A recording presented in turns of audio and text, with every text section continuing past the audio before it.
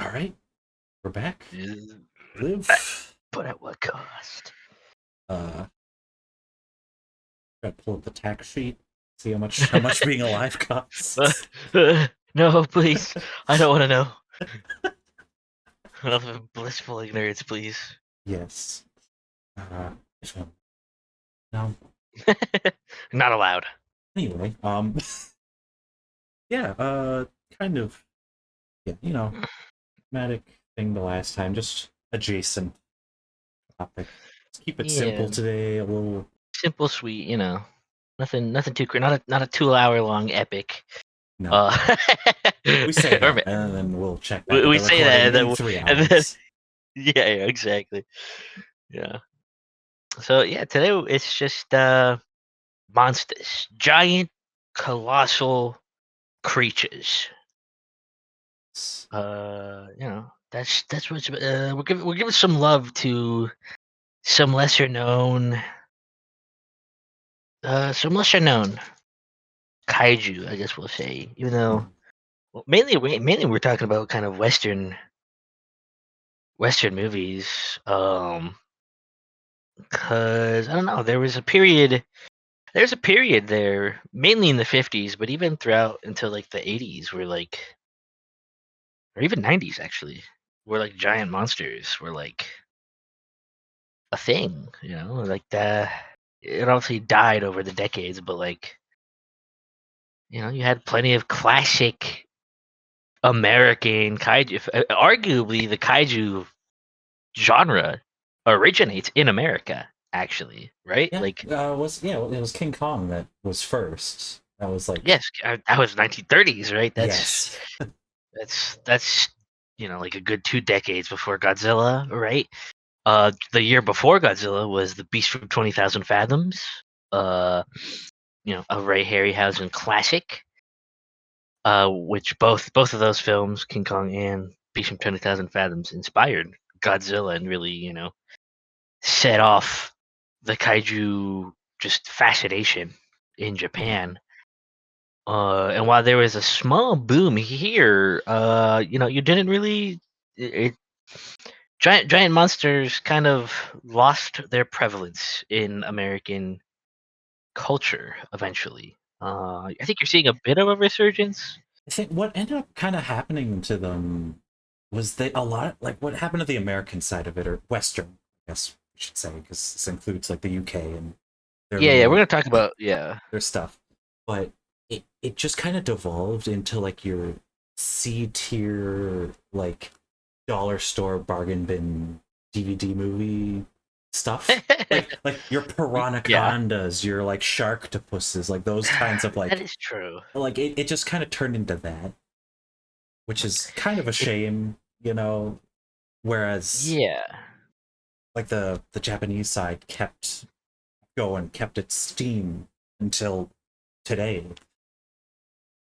yeah, Because it seemed to have like it decayed with the stopping of using stop motion and like practical things, because that was like the big yeah, distinction between the Western monster movies and kaiju and like the Japanese ones. Was Japanese were usually guys in suits, that sort of thing, whereas the Western ones was a lot of just stop motion. And as that art kind of faded, you know so did the genre, at least here. yeah. I think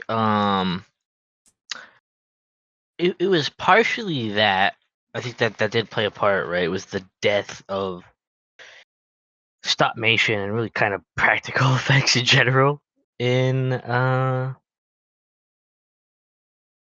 American films. But I think you kind of hit on it with like the man in the suit stuff. Is I think Western audiences very much were not a fan of that. Right. That was Hmm. like that was kiddie shit.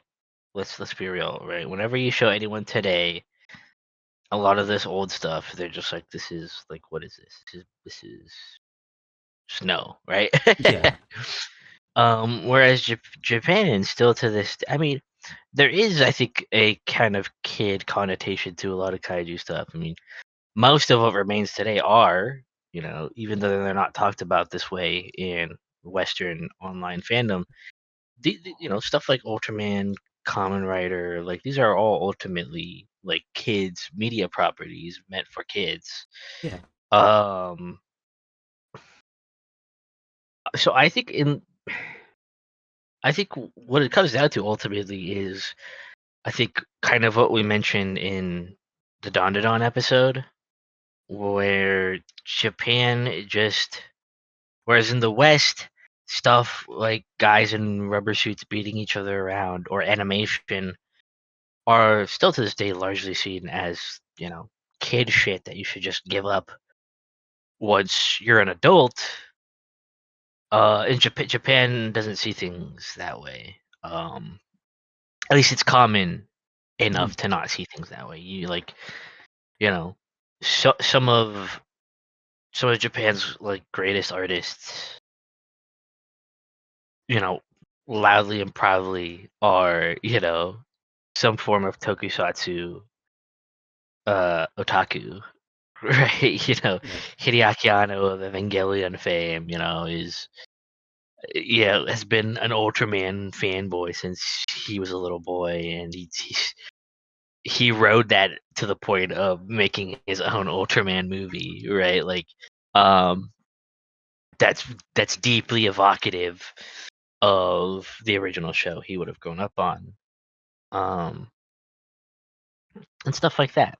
Yeah. And that's not seen as something like weird or quirky, famously, right? I mean, Dandadan itself, it has a shit ton of Ultraman inspiration in it. Again, loudly and Mhm. proudly.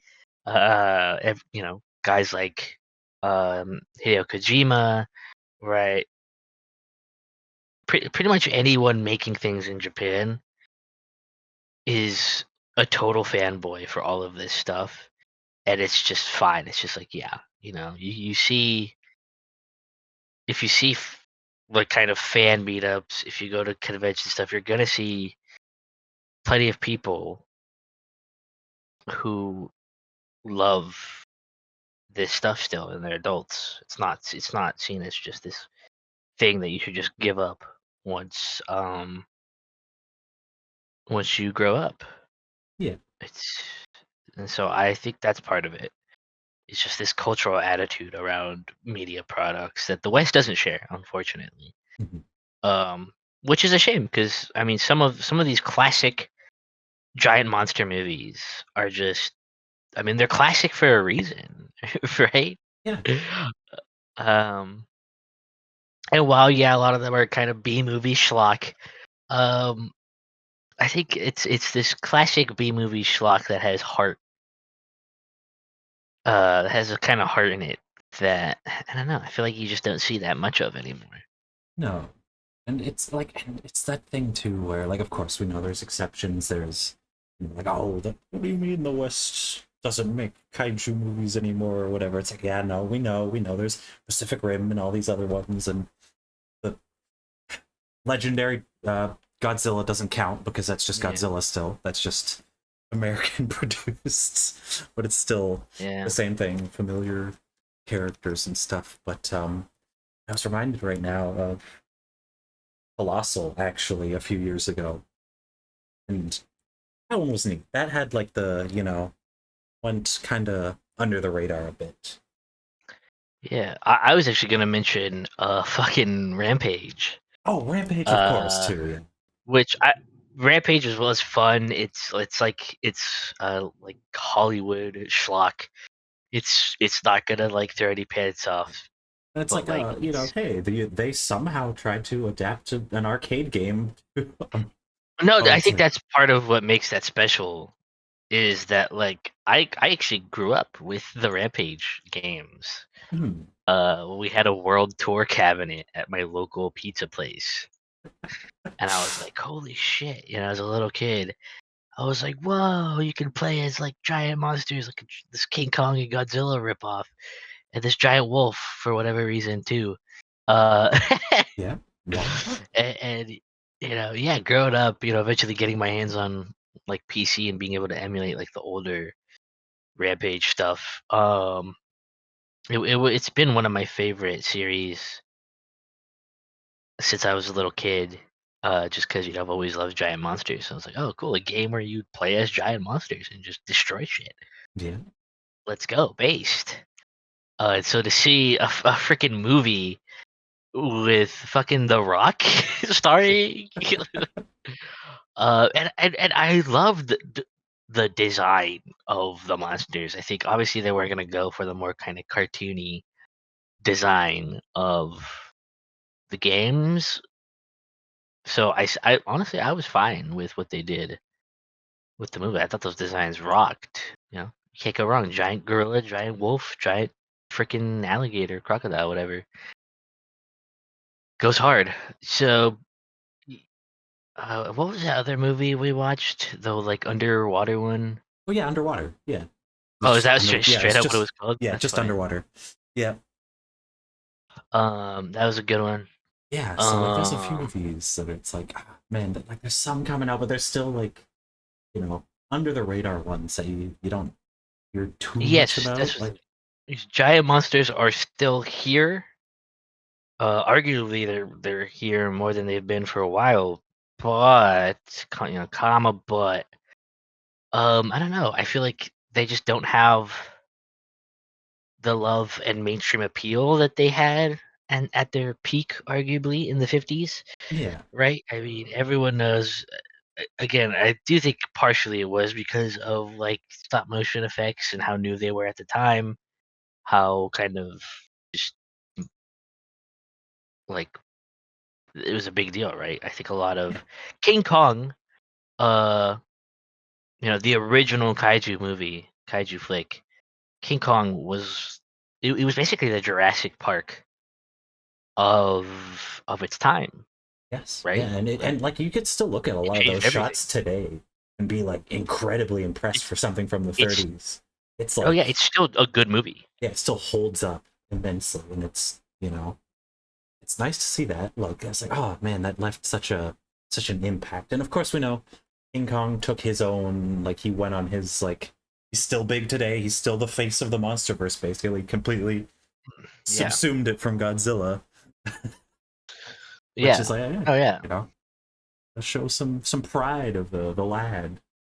yeah. I mean, he's no, yeah, for real. Like he's the first kaiju, and he's like I don't know. He's been a staple of American filmmaking basically since its inception. So gotta show the king some love, you know. It's exactly. But of those, he seems to be one of the only ones who, at least of the West, that made it. You know, Yeah. whereas so many of these other ones, they got their one movie, and then that was it. Like, got banished to maybe a couple comic books or whatever, some Hmm. novelizations or something. That's it. Like, haven't been touched on since, with the eternal placeholders you see on like IMDb or Letterboxd of like, oh, insert 50s kaiju movie remake that's been in talks for 40 years. Yeah. Yeah. Exactly. Banished No. to Yeah. legal hell, I guess, or something. This episode was partially inspired by an idea I've had in the back of my head about with the MonsterVerse. I'm like pretty sure Legendary would be more than capable of like buying like leasing the rights to some of these old monsters to just throw into their MonsterVerse just to be like obviously most people wouldn't know or care, but I don't know. I feel like it Yeah, would be a nice gesture to the giant monster fans out there. That's I remember when King of the Monsters, I believe, was coming out. Um for a while there I was thinking um they might. do that actually. That some of the kaiju that would show up in there that weren't the big four, um, would actually be some like classic. I remember there's I think Scylla. Some of the trailer shots of Scylla, I was like, oh, what if that's the Black Scorpion from 1957's The Black Scorpion, Yeah, right? yeah, About this right. giant, what it says on the tin, because that's kind of what it looked like in the trailer teaser shots. Um, and that's a movie. That's a Warner Brothers movie, and the MonsterVerse is made in conjunction with Warner Brothers and Legendary. So I was like, okay, you have the rights for that. That's your thing. That's your movie. It would be easy peasy, right? Yeah, To bring in Black Scorpion, especially. I think it also would have been a good kind of nod because the Black Scorpion, I believe, was one of the last movies Willis O'Brien, the famous stop motion animator, who of course worked on King Kong. hmm. I believe that was one of the last films he ever worked on was Black Scorpion before his death in the 60s. Um, so I think that would have been a good, like, I don't know, it would have been nice to set up the Black Scorpion in the MonsterVerse, so that way in the following movies you could have both of Willis O'Brien's uh creatures, kaiju, finally meet on screen. I think that would have been I don't know, kind of touching in a way. Yeah, Um, so there's all these monsters that would be perfect, easy, cheap. I think to use, right? You wouldn't have to shell out the kinds of money you'd need to get, Godzilla kaiju, right? Which uh, obviously cost Legendary a fortune to get the rights to. Um, whereas these would be no problem. These are basically no names, and I think it would be nice to have them. I think. which is why it's strange that I mean, I guess for that reason, the getting the rights to all these kaiju's would just be require more effort than just making the hundreds of other species that they've come up with and kaiju OCs that have gone Yeah. into all these movies, where it's at a point where there's more OC kaiju than there is actually like recognizable ones that have like Yes. popped up in all the MonsterVerse movies. Not gonna lie, a lot of them are cool as hell, I like a lot of but them. underused because they're clearly just fodder for You're here for the the big names. boys. It's just ones for King Kong, Godzilla to beat their asses, and Yeah, that's why they're that's there. it. But like, Uh, it would have been cool if the Behemoth from MonsterVerse, for instance, had just actually been the giant behemoth, yeah, right? exactly. From the giant behemoth, 1950, I think, four. Where was it? Yeah, Whatever. yeah. 59. My bad. That's a way off. 1959's giant behemoth. It would have been cool if it had been this, that just actually been the giant electrical fucking sauropod monster. Like that would have been so cool. As much as I do like Monster versus Behemoth, like it's a cool like gorilla mammoth thing. Like what the fuck? That Yeah, rocks. Um, but it would be nice to see other monsters that are, actually established. I think it would be cool too. I've been saying this for a while as well. Like if you're gonna remake anything, remake these old movies that like just haven't gotten any love, right? They're always remaking the tried and true stuff, the stuff no one wants them to remake because they're just already beloved movies that everyone knows about, right? yeah. We're in a spot now where we're gonna have 2 to 3 different iterations of Godzilla running at the same time. It's Yeah, like, and that's cool. I yeah, love Godzilla. it's Everyone great. loves Godzilla. But I also love the Beast from 20,000 Fathoms, Yeah, right? I also we're Gorgo's top guys here. yeah, yeah, yeah. And of course, we're eternally referencing like Pulgasari and all these other ones. It's like, ah, man, Yeah, that one, Reptilicus. yeah. Or any Like of there's insert giant things, scorpion, ants, any of those like spiders, crabs, like the more silly there's so ones. So it's many. just, oh, Yeah. There's so much from back in the day. The giant Gila monster, right? yeah. Uh, them, right, with the giant ants. The deadly mantis, about a colossal praying mantis, right? Like you have just so much just B movie goodness out there that like Like, where I don't know. It is would be my nice to see a remake remake. of the Valley of Guanji? Like, come on. Oh, that would be so peak, dude. It would be. It'd be such a good, like, Western, but you got dinosaurs. Wait, yeah. Ever want to see a Yeah, cowboy lasso a dinosaur? There you go. yes, I do. That's why Valley of Guanji rocks. Um, just absolute Kino, right? Right, you remake the giant claw, but with like an actual good monster design this time, right? Like Yes. give the giant like again, they're always remaking the stuff that does not need a remake. That's just it's preem, it's perfect as is. Everyone loves it. Everyone knows it. Don't give that a remake. Let that be. Give the Yeah. stuff that didn't get the love that maybe does actually need, you know, some work. Some needs a little bit of elbow grease, Yeah. right? That actually could do with a modern reimagining. Do that, right? Give me it came from beneath the sea 2025, right? Like come on. Yeah. And of course, I can see why people would be like, oh no, leave it alone. The old ones were peak, whatever. And it's just I like, mean, we're saying it's true. like they're going to remake crap anyway. They just want to keep remaking the same things, is all we're like, Yeah.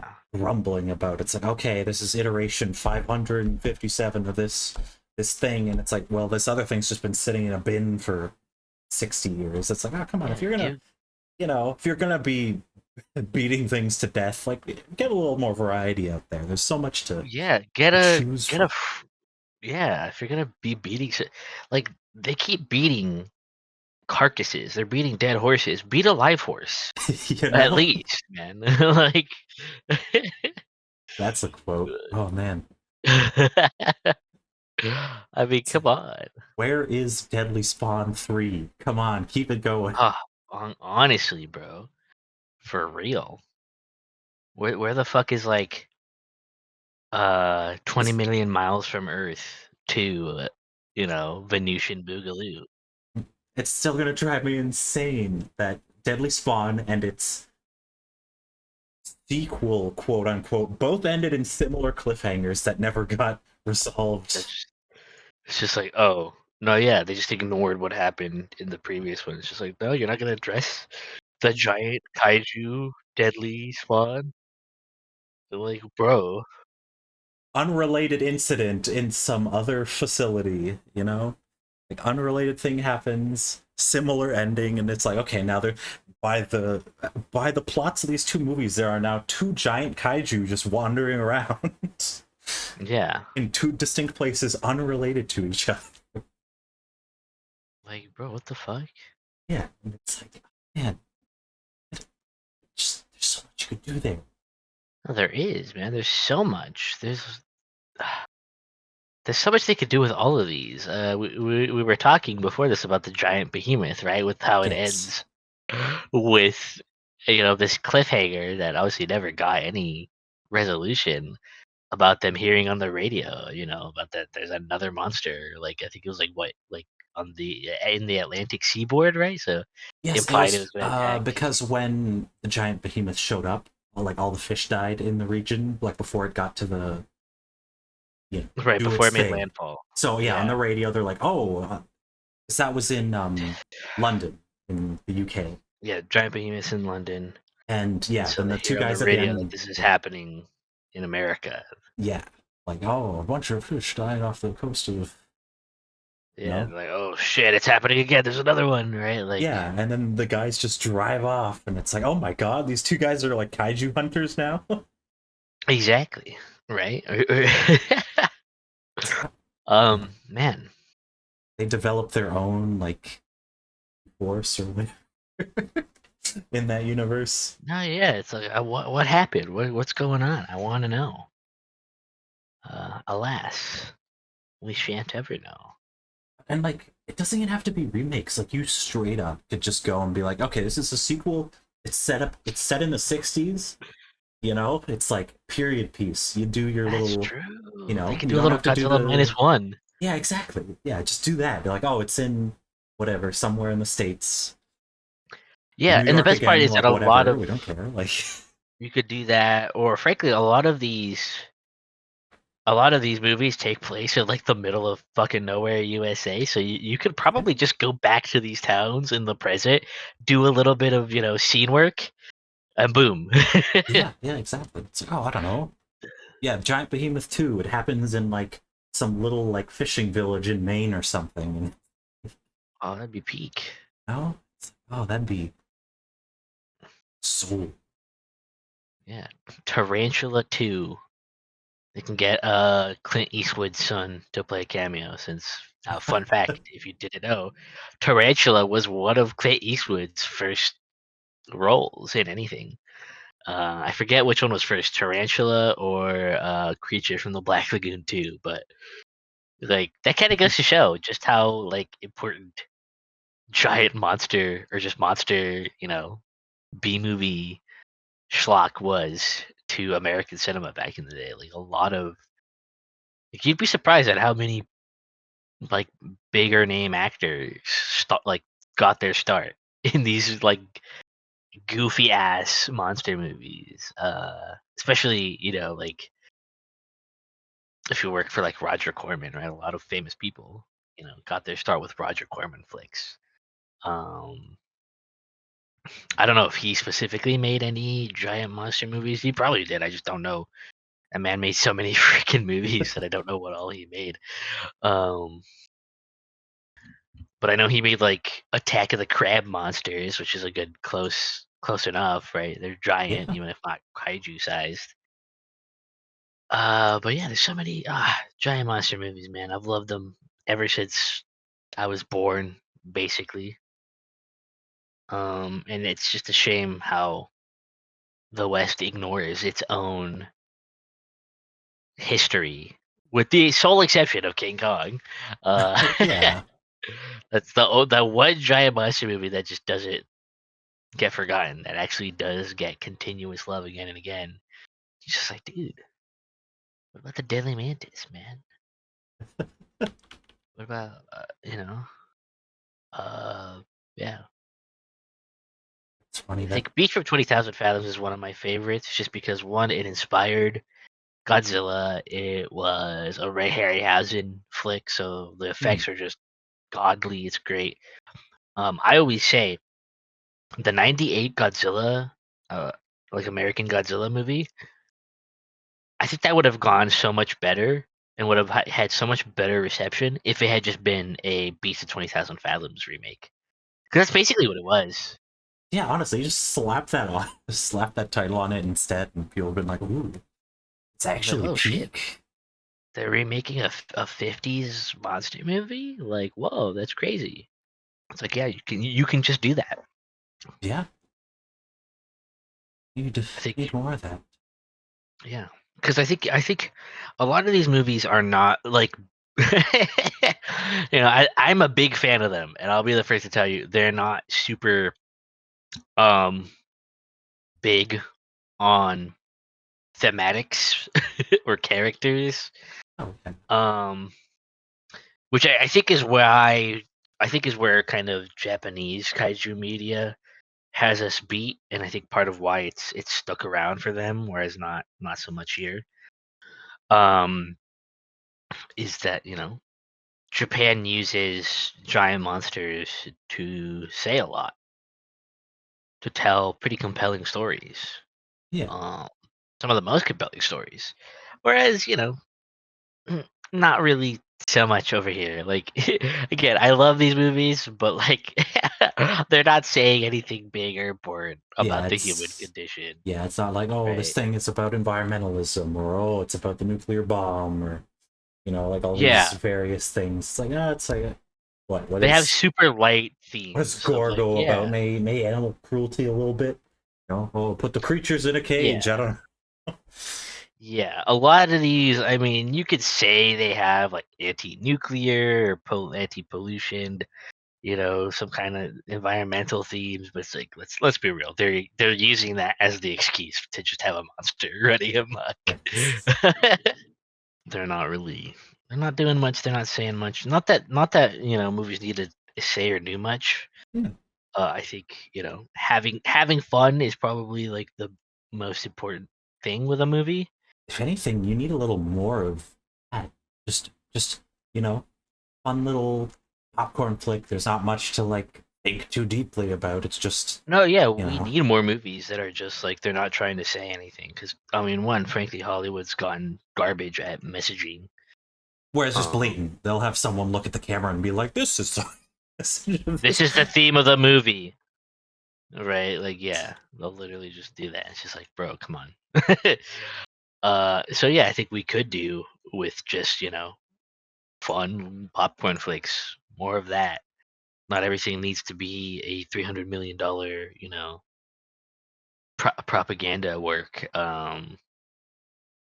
You can just make fun things on the cheap. It's fine. So I think that would be.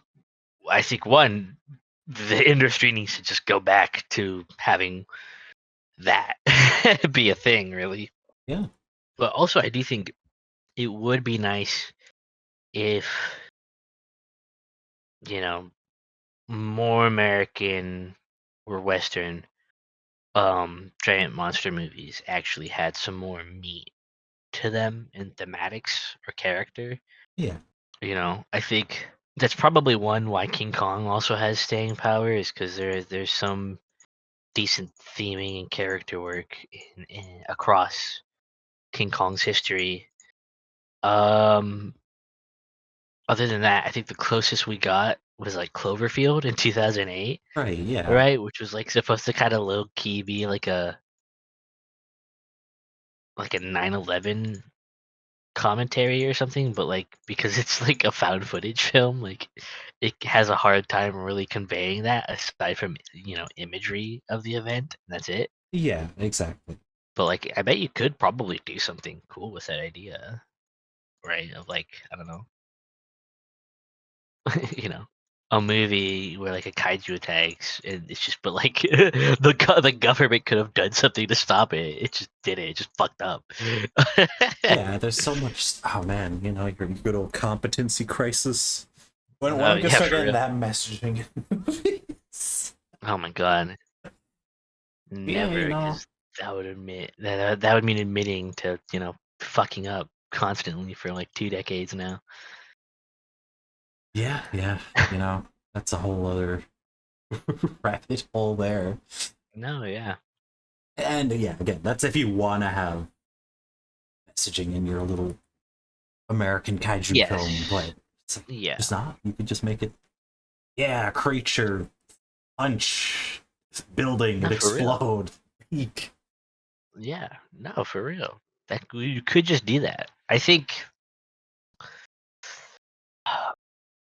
Hmm, one of the things that I'm thinking about now is obviously in a lot of giant monster movies across the board, whether it's America, Japan, or fucking I don't know, Denmark.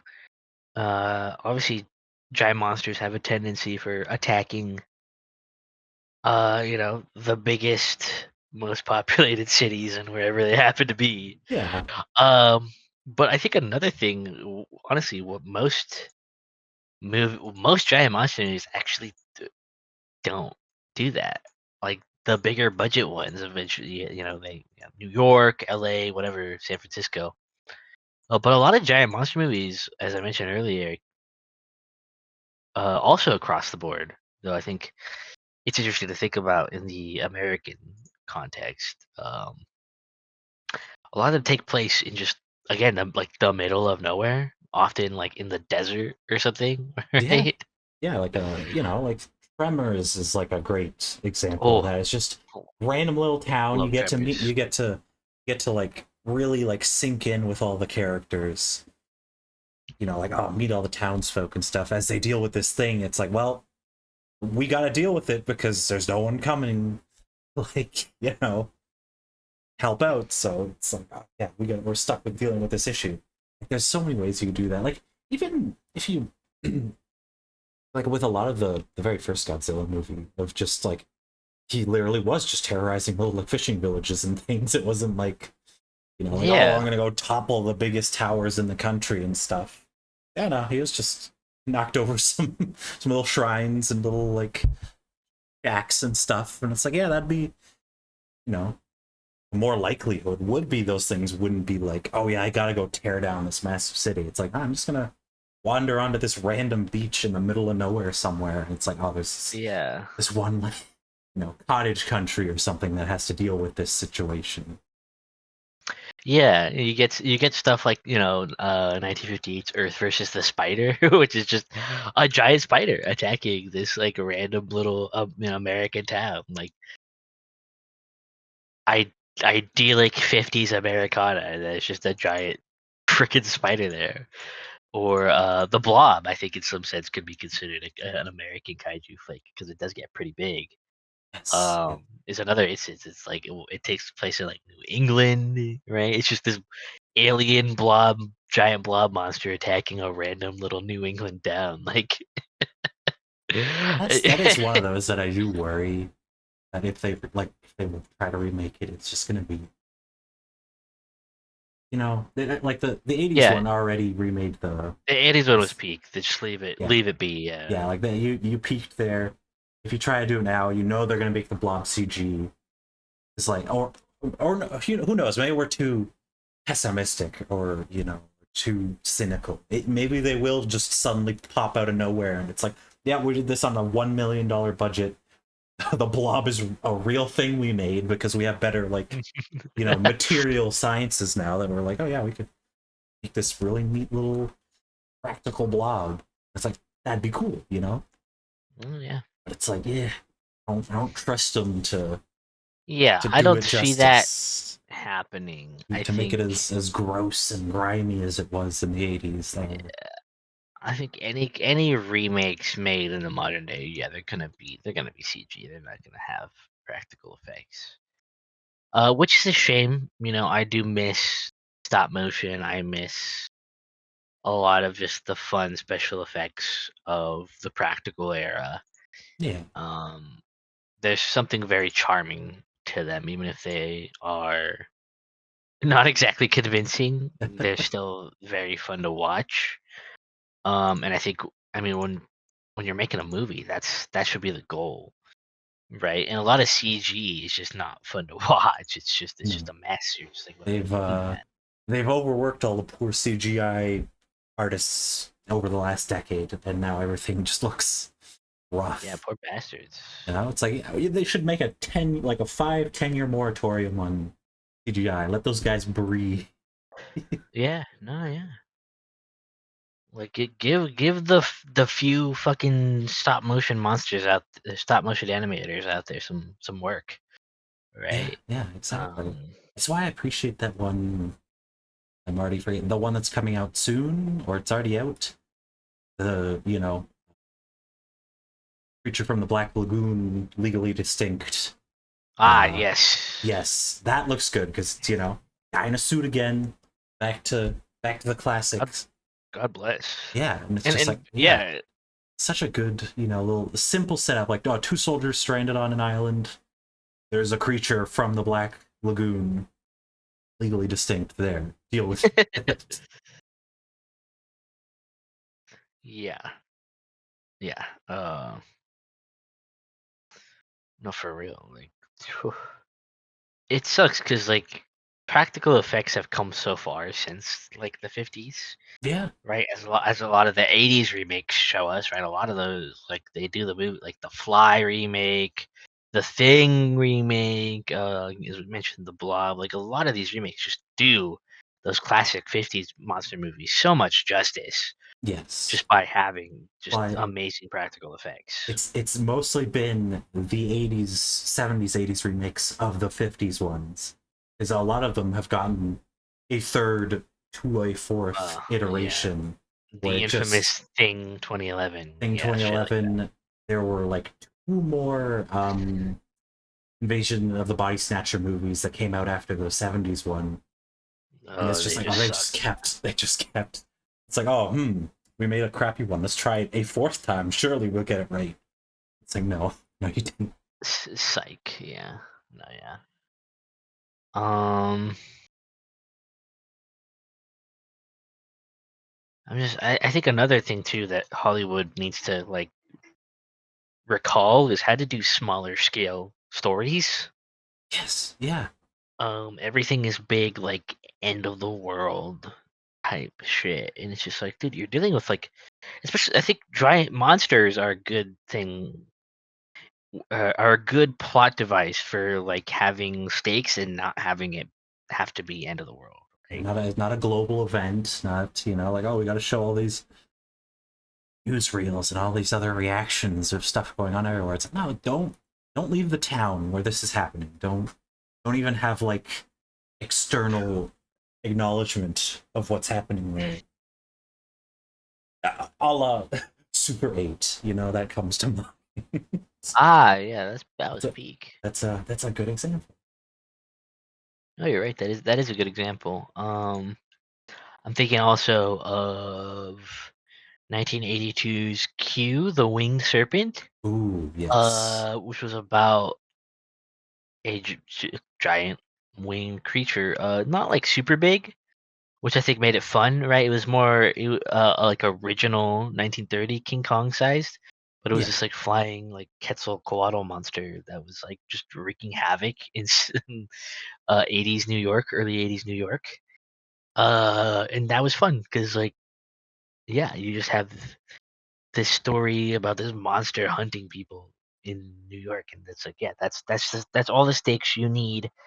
We mentioned Tremors before, right? That's another great small scale but still compelling movie, about this town besieged by giant worm monster things. yeah, Basically mini fucking fucking dune sandworms. So you do not need world ending stakes. Not everything has to be the end of the world. You can't just have people be like, "Hey, that's a giant monster. We should probably like kill that or something." yeah. And it's like starting to see again because the you can go to all scales of these. You can go from your giant, your tremors, like where it's like, oh, it's that. It could be up to kaiju sized, or down all the way to just a bunch of little stuff. Like like all the blobs started off small, or the stuff. Yeah, The stuff is another example of stuff. I that. It's love the just like stuff. you know, Such a good right movie. now. I don't know if it's out yet. I saw the trailer. There's one called it's either Ick or the Ick, and it's the same type of thing, like weird like goop that just goes around killing people. Right. Yeah. It's like, oh, okay, so there's a little rise in that again. That I think it's just Ick. Yeah, it's just Ick. Ick. It looks like it could be fun. Yeah, where it's just little town dealing with weird fleshy goop stuff. And it's like, classic. For real. Also, and this is just like a me thing, but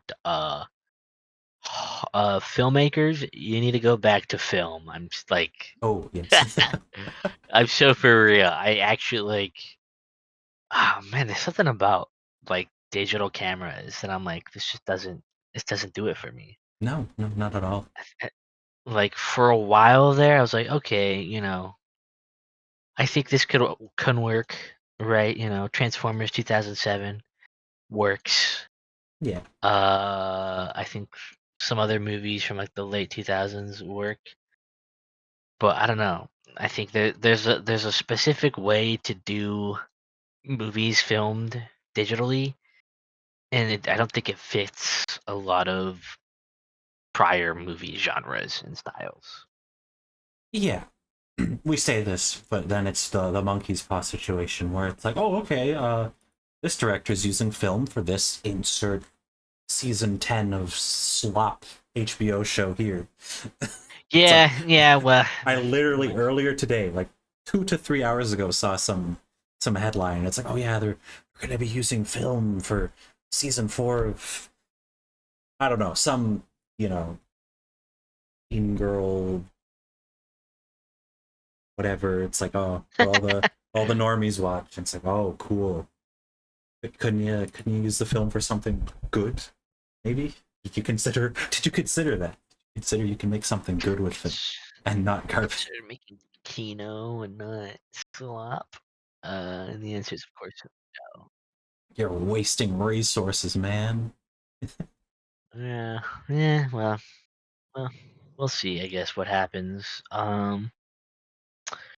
Probably, yeah. You're right. Probably, things are gonna get even the good things are gonna get slopified, and things that deserve a second chance are probably never gonna see the light of day ever again.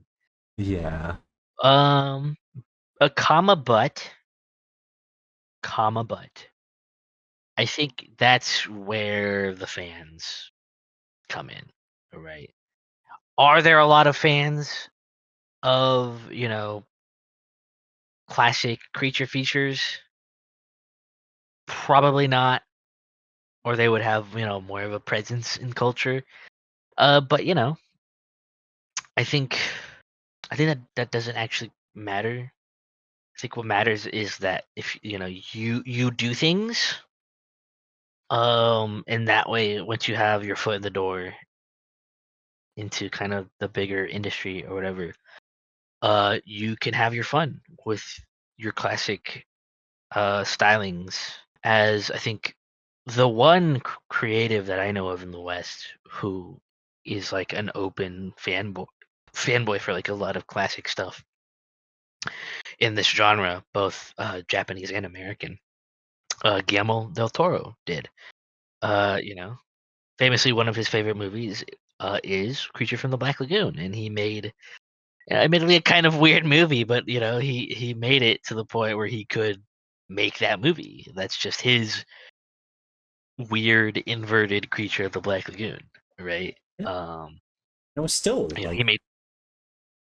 even on a technical level, if you don't like the fishman sex, I guess it was still a very like cool movie to look at. Like the aesthetics Yes. and the set design and the creature design was all just. I mean, but we know this with Guillermo del Toro since the Hellboy days and Pan's Yes, Labyrinth and all that stuff, yeah. and it's like, He's one of us. yes, he's a real Basically. one, you know. He's one of us. This is why Kojima puts him in his games, because he's peak. Because he's a real one. He's one of the last people in the film industry. He was like, nope, practical. If you can do it practical, do it practically, man. And I respect that so Yes. much. Again, you mentioned the Hellboy movies. Oh, Yes. oh my God, the troll market scene. Oh, It's so man good. after my heart. We love weird creatures here, just there's lots of weird freaks just everywhere. It's 10 out of 10. We are weird creatures, obviously. We're not human. Literally me for real. That beast. Yeah.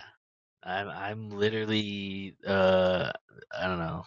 I'm that fucking I'm that biblically accurate angel from Hellboy 2: The Golden Army. Exactly.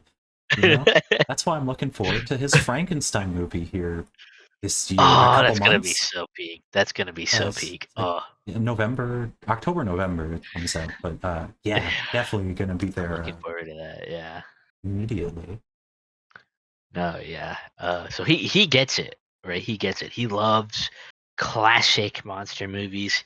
He loves kaiju flicks. Obviously, he made Pacific Rim. Yeah. Probably one of the best American kaiju anything ever. It's so. Oh yeah, straight up. It's peak. It's so a shame peak. they only made one of them. You should have. I know. I wonder why they didn't make a sequel. That's so weird. It would have done gangbusters. I bet. Yeah. And the But first yeah, movie to hit giant $3 billion. giant robots versus giant monsters. I mean, how more classic can you get? It doesn't even it doesn't even try to do like a long-winded setup. It's just like, yeah, monsters appeared. We built giant robots to fight them. Simple as. It's like Yes. getting right What to it. what Beautiful. else would you do, man? Like, come on. You Just, know, yeah. how else would you deal this? You tell me. Yeah, it's so good. Yeah. So he of all Western filmmakers gets it. He's a fan. He loves. He talks about one of growing up as a kid in Mexico watching fucking Godzilla versus Megalon, right? With Yeah. Jaguar and shit. And he'll talk about how that's how he found out. That got him to like Ultraman and shit. And like, ah, again, a man after my own heart. And I think we need more of that. And so like if you're a fan, you know, you're probably not in any kind of industry, and that's fine, whatever. And Mhm. on one hand, like I get it. You want to get big, you want to be established, but also fuck the industry.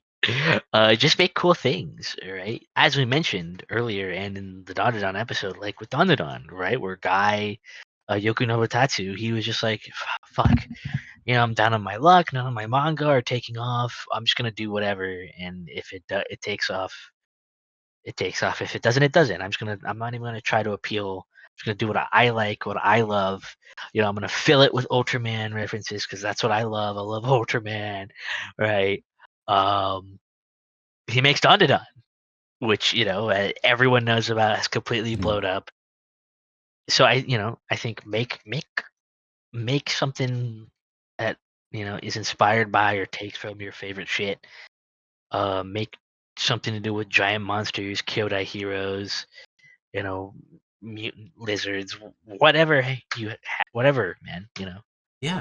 Do, And like, yeah, no, what I was gonna say here was I'm just thinking of this nice little subsection of like the kaiju fans. Of course, a lot of it's about Godzilla stuff. That's easiest stuff to get models of and all yes. this thing. But there's these YouTubers out there who are making their own little shorts, their own little movies or series with kaiju, and some of them have mastered doing like blender work to look exactly like the suits or practical. Oh, Like where it just yes. blows you away, where you see footage just like, oh yeah, this was made in Blender, and I'm like, that looks like that was just shot practically, like with No, whether it yeah. was stop motion or whether it was suits, whatever, they mastered it. And it's like that's where you gotta start. You gotta like if you can't, go shoot outside and do like build suits, that actually costs a lot of money or Yeah, you yeah. know, decent amount of money. But with something like that, it's like if you just sit down and learn Blender or Unreal or something and like just like lock in as they say. Like Yeah, you make could be making stuff like that. Like these yeah. really fascinating little like I saw one that was short films.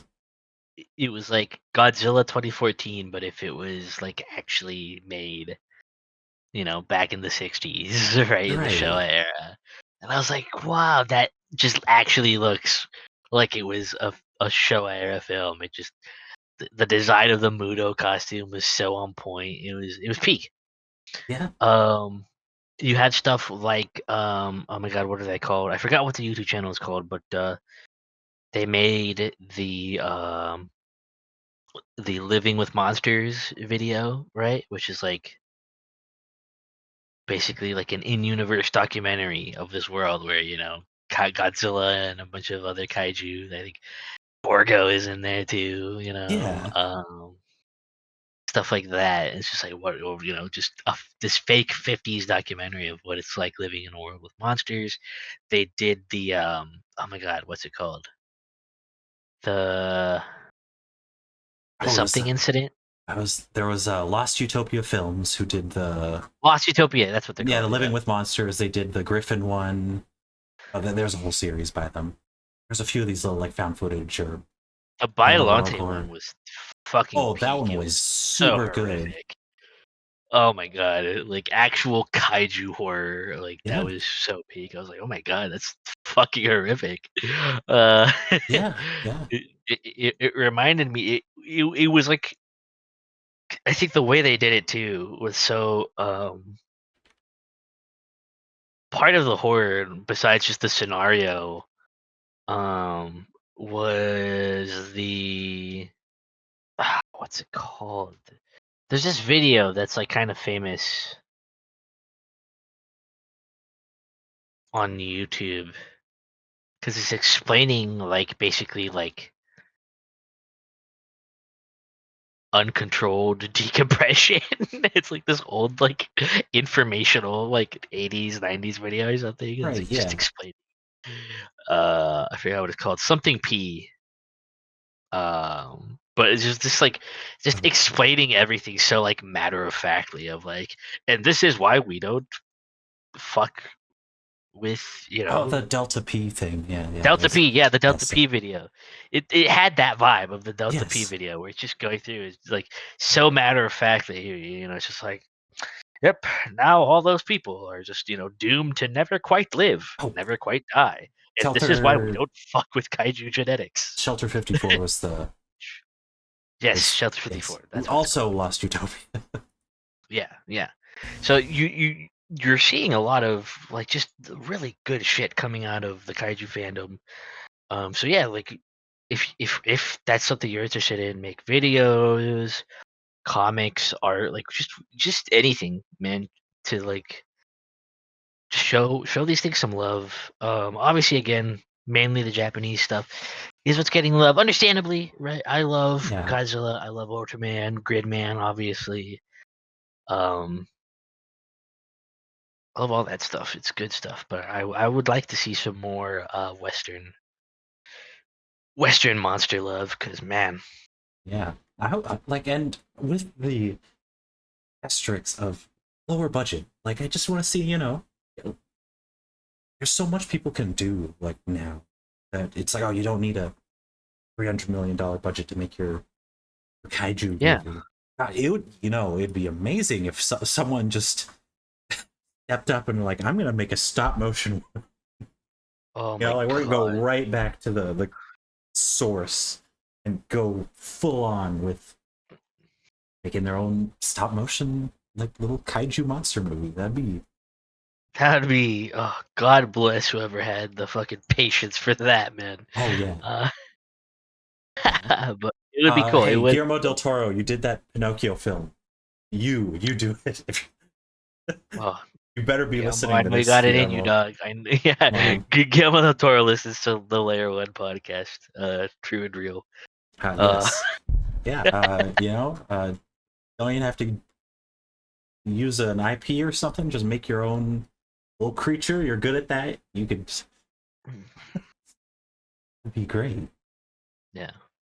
Oh, Because yeah. that Pinocchio That's movie was super good. That was very cool to look at.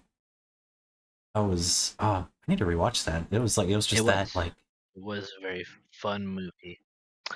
But yeah, the Lost. Speaking of Lost Utopia films, I think that's part of why that Living with Monsters video is just good in general. But part of what really got me into them was the fact that that video has fucking Gorgo. All right, that was one of yeah. the that's the first time I've seen like a Western kaiju flick that's not King Kong be given any kind of love in Yeah. anything kind of popular at all in recent years. I was like, holy shit, like Gorgo is getting love in the year of our Lord, whenever the hell that video came out. Like that's crazy. That's awesome. That Yeah. rocks. More of Yeah. that, please. So real for that, man. Yeah. No, yeah, that's so peak. It's so good. More of that. More. I want to see Reptilicus get some love. Um, I want to see the fucking like the giant Gila monster gets some love. That's he's deserved it. He's been a copyright copyright free staple for like eons. Always thrown in like double packs with Night of the Living Dead or something other public domain shit like that. So frankly, actually, like shit, someone could actually do something with giant Gila monster because that is a public domain movie. You could just do that. You could just. Yeah. I didn't even think about that, but no. So yeah, there's plenty of stuff out there. So much, man. There's so much that I'm like, I low key just want to geek about all kinds of fucking 50s, 60s, etc. movie monsters. And I guess kind of where I want to leave off is kind of just, I don't know. I think there's obviously something to giant monsters that makes them periodically throughout the years kind of capture the public imagination, right? Yeah, and they've had this staying power for ages. Like from the movies, it's been decades, but then you find out a lot of these movies are based on like older little like short stories and books from early 1900s or even earlier in some cases, or it just keeps going back to any of your giant mythical creature stories. Yeah, no, really, since the dawn of time, man has had a fascination with giant monsters, right? Like Yeah. our oldest myths are about heroes fighting Tiamat, the dragon of chaos, or Leviathan, right? And Behemoth, right? Those are literally creatures from the fucking Bible, right? Literally, the Bible has kaiju, guys. Like, Yes. need I See, say more? The Bible has kaiju. that would be such a funny way to do. Holy shit, there it is. You have the giant behemoth, and the American sequel is Leviathan. Oh my god, that would actually be perfect. It's the same guys. They go to America and they fight Leviathan, and it's just the connotations that it's just the Leviathan and Behemoth. It's just it's just the actual biblical creatures. Uh, that rocks. That's so good. You could get so schizo with it. Those two guys, it's like, oh yeah, these two guys are like actually like, divinely protected. Yeah, no, I think we're onto something here, right? With like, since mythology, religion to early novels and movies, I think you may not see them in other media that much anymore nowadays, but I'll tell you where you do see them continuously, all the time. Arguably the most popular form of media of the modern day, video games. Yeah. There's giant monsters all over the place in video games, right? You're constantly fighting giant monsters. Whether it's games like Shadow of the Colossus, where that's like the whole point of the game, right? You're this knight fighting giant monsters in this like a post-apocalyptic kind of plains land, right? Or I'm thinking of like the Grave Mind in fucking Halo, right? Yeah. You know, countless fucking FromSoft bosses, pretty much all of them. Yeah. So giant monsters are just they're all over the place. They're some of our most common mythological creatures, right? Giants, dragons can arguably be called giant monsters, kaiju of some sort. And so I guess why do you think that is? What do you think is human? Why do you think we have a Oh man, fascination it's with such colossal a beasts? such a you know question of something about the human condition and awe and fear of these creatures greater than ourselves. I mean, I guess. Yeah, there's just There's so something. many angles you can go at it about, because you can go the whole religious angle, or you can go at the whole cryptid angle almost, of our own talkings about these things. Yeah, American Shinto speaks of this. for real. Yeah. I mean, there's plenty of cryptids that are kind of kaiju-esque.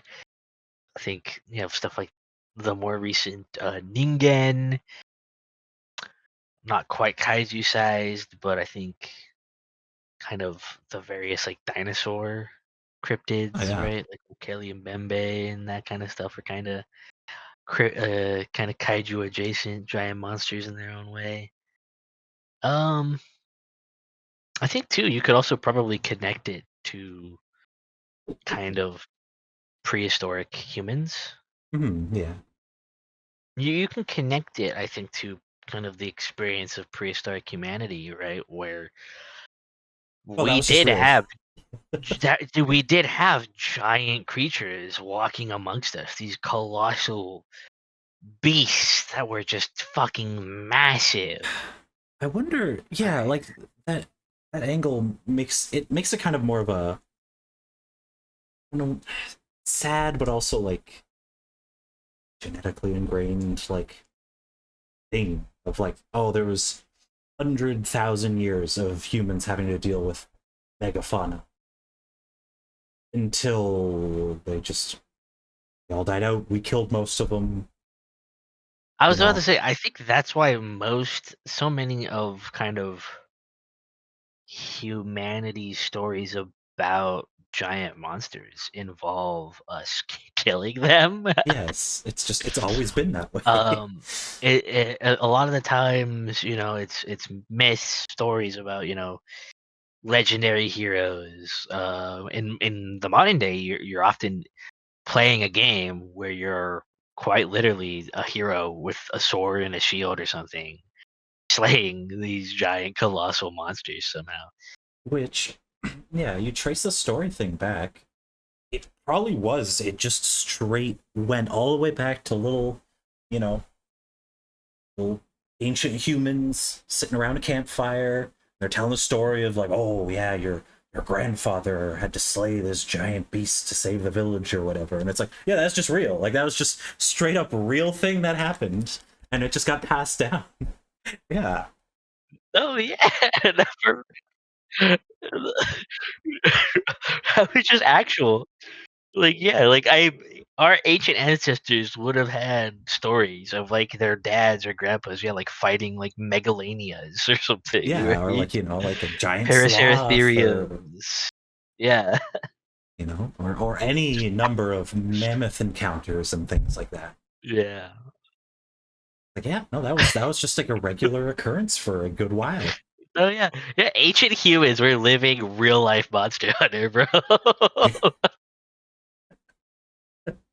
And not even that too, of that can go in all directions, because you can even think of the other human species as others, like other creatures that were out there. The Yeah. Neanderthal were No, like, you're right. Yeah. like, oh, spooky, like non-human entities that were Oh yeah. Neanderthal would quite, have been like, I bet that played a part in inspiring like super humans, demigods type stuff, right? Because you yeah, literally had these people who were like 2 times as strong as us, right? Who yeah, could take had bigger crazy brains and shit. all that stuff. They were Yeah.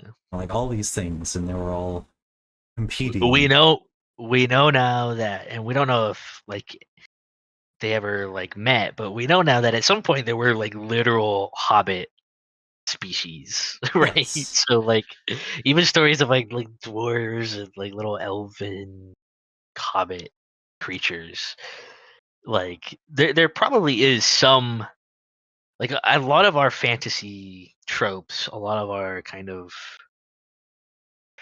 I like a lot of the stuff that still continues on in our stories to this day probably have quite a good deal of just inspiration from reality, yeah, right? yeah. No, things that just got so ingrained in like the human condition and culture, There once, that like it just there, survived everything, because it was just yeah, it was such a common, or like it such a, survived the actual things that the stories were about. yes, exactly. And it just evolved and became its own thing over time, as things we've discussed here in general, like just the Oh, evolution yeah, of myth, like as a yeah. whole. But in this scenario here, it's like, yeah, you could see the through lines like right back to where these kinds of stories were starting out. You know, it's really fascinating to think about, and also like, damn, Oh yeah.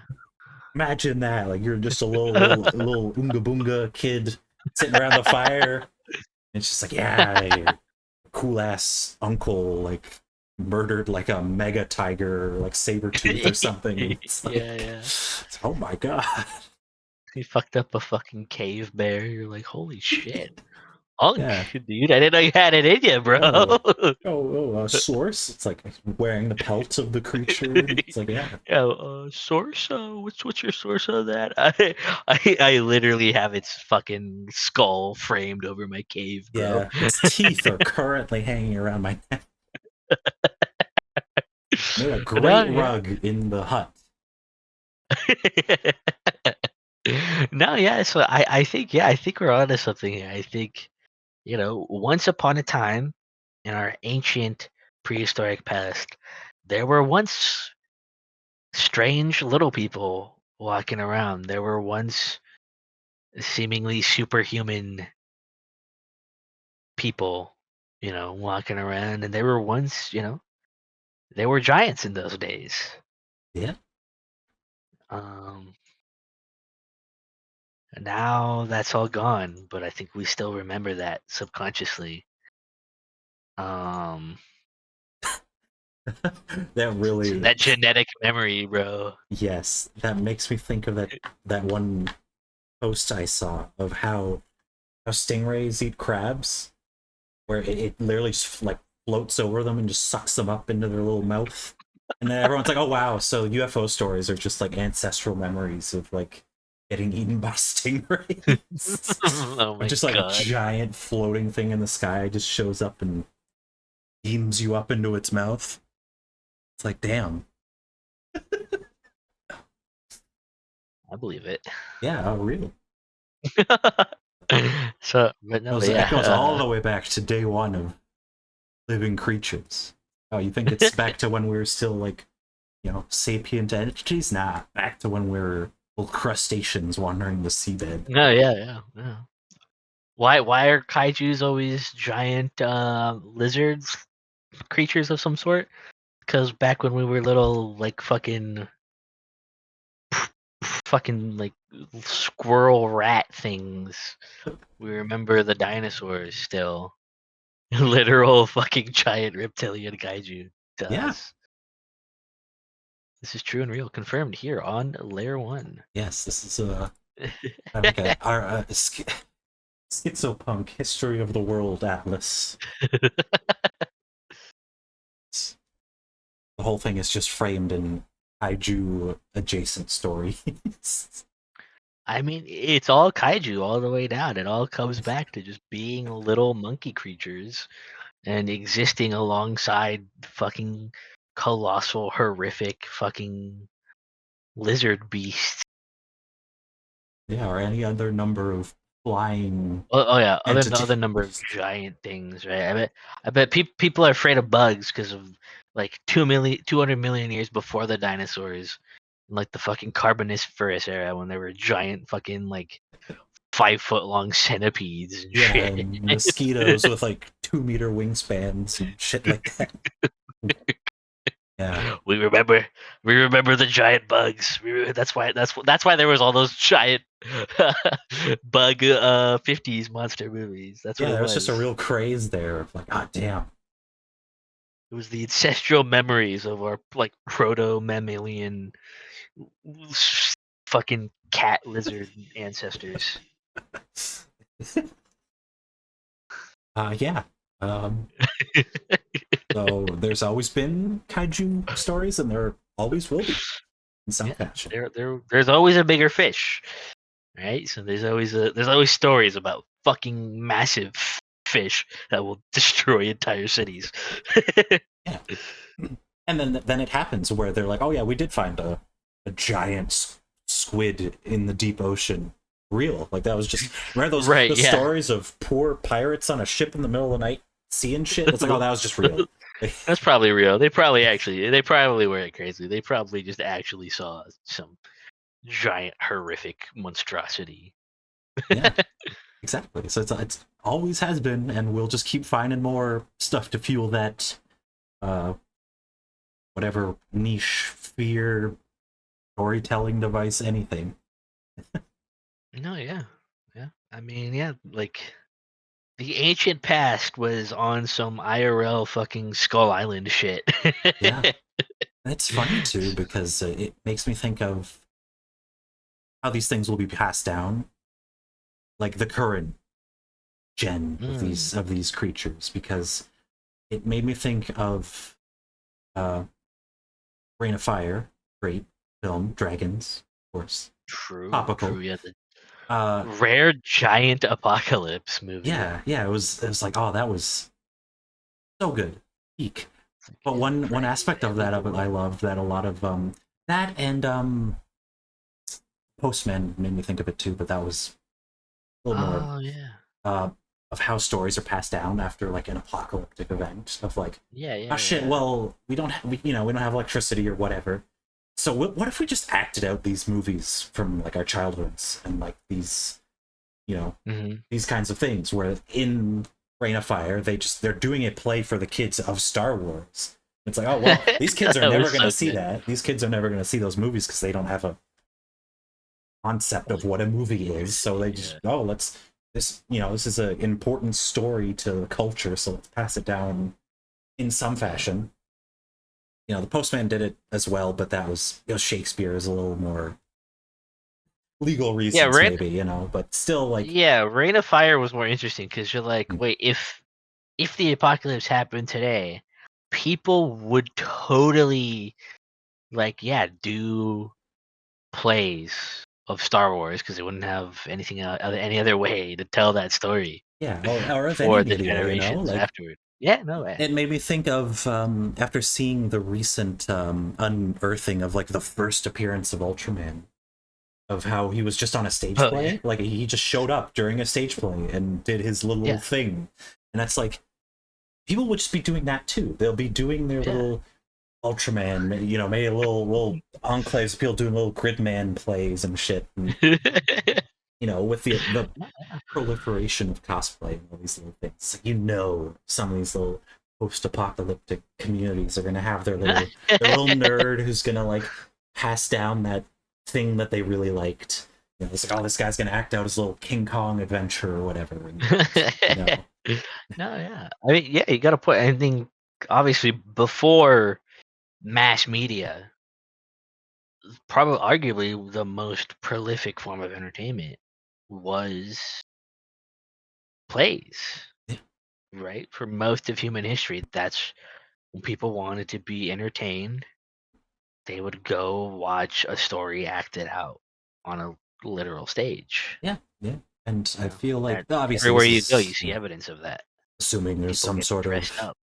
some sort of collapse anytime soon, but and that's one thing I do like about a lot of kind of tangent into just apocalypse movies in general, of how the thought of it being a times capsule of whenever that universe ended.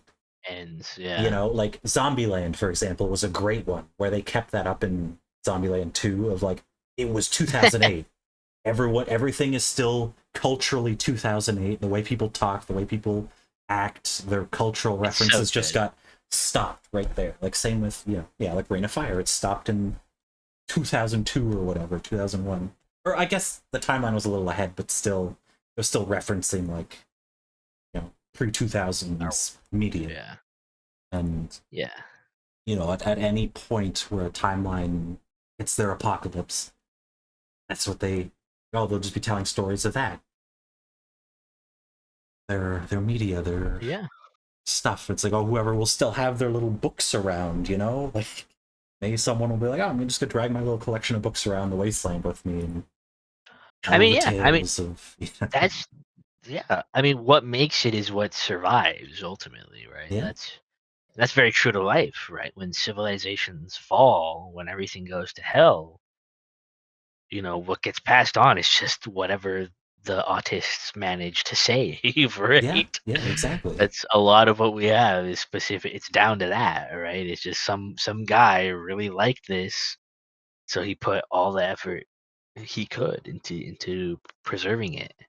Um, right? Or like something gets preserved and maybe we don't find it until the modern day Yeah, because the dude did really good a really good job of hiding it from any potential destructors. yeah, So that's how you get like the Epic of Gilgamesh fucking unearthed like fucking over 2,000 years after it would have last been heard of. yeah. And how those things will just get passed down and change, over Yeah. retellings and all these sort of things, and lose their initial context. So it's just some weird, like, mysterious story about a creature or whatever. Change and evolve over time. Yeah. So yeah, there's your little reminder that if the apocalypse or the collapse occurs, pick your favorite thing and pass it down. See what happens. That'd be pretty neat. A book or a light novel off your shelf or something. I guess I'm gonna do No, yeah. stage play of occultic. It's like the fucking like it's like the fucking that one like gang in fucking Fallout New Vegas, right? Who's obsessed with Elvis. Yeah, yeah. There'd be stuff like that. There'd be all these weird little things like that you'd run into. Where it's left such a weird little impact on this little community, and it's just there, like ingrained in them for the foreseeable future. Yeah. I think giant monsters have been an integral part of storytelling for uh, the entire existence of storytelling, pretty much. I think, I mean, you can see this with guys like Ray Harryhausen, right? Who made the Beast of 20,000 Fathoms, the Beast from 20,000 Fathoms, arguably modern kaiju flick, Hmm. right? He made 20 Million Miles to Earth, a similar kind of giant monster, alien monster flick. But later in his career, he actually made stuff like, The Seventh Voyage of Sinbad. He made a bunch of Sinbad films. Um, he made, was it? He made Clash of the Titans, the original Clash of the Right. Titans, and just Jason and the Argonauts. A bunch of these like movies that either are more direct retellings or just heavily inspired by classical myth, right? And that he utilizes his skills to tell these stories, right? That these skills that he built up telling these kind of modern, more scientific era, classic giant monster movies to tell these just absolutely classical stories, where there's still giant monsters in them because, they've always been in our stories, right? The Kraken in Clash of the Titans or the giant Cyclops, um, and the dragon and all these other, you know, giant monsters either inspired by or just straight out from ancient myth. Um, Talos, the giant kind of statue monster guy, they're all in there. He still did monster movies. There were just more adventure movies as well, along with the giant monsters. They had an added element of being adventure flicks. So I think Ray Harryhausen kind of shows just how much giant monsters have been a part of our storytelling from the days, right, of ancient Greece Yeah, or classical Arabia, all the way to the atomic age and beyond. Obviously, the information age now, and probably further back in history, and almost certainly further into the future. There will always be stories of giant monsters, of heroes slaying dragons and giants, or what have you. yeah. Uh, And I think if I had to give a big kind of here's why, if I had to sum it all down, I think it's because giant monsters. I mean, going back to what we say about how prehistoric humans were basically living IRL monster hunting. Giant creatures used to be a very real, obviously, very real obstacle, threat in life. You know, there was something that could actually pop out at you and hurt you and your family, your tribe. But you also needed to hunt them for food, right? For your own survival. And so I think in that way and a plethora of others, giant monsters are a quite literally living embodiment of the struggles of life, the trials the world throws at us. As I believe Grant Morrison, or was it Alan Moore? I think it was Grant Morrison. Paraphrased G.K. Chesterton. And well, I guess I'm paraphrasing from him. Layers. Yeah, layers of paraphrasing. You know, people need these stories not because they tell them dragons or any other kind of giant monster exists, right? Everyone is kind of born into this world knowing that they do in some way, shape, or form. The importance of these stories is that they tell people that dragons can be killed, giant monsters can be slain. You have it within you somewhere to do that. You can be just like the heroes of old and new. So I think that's where I want to leave off this episode. Go slay some dragons. Yes. Make a cool movie of it first, though. Make a spectacle Yeah, out of it. yeah. Cool movie, a comic, a book, anything. Just Yeah. do it. Yeah. I gotta stay hopeful. Yeah. You just gotta stay, you gotta stay Gridman pilled. Yes, so keep that going. Pass it forward. Yeah. This has been Layer 1, fellas. Until next time. We'll see you soon. Deuces.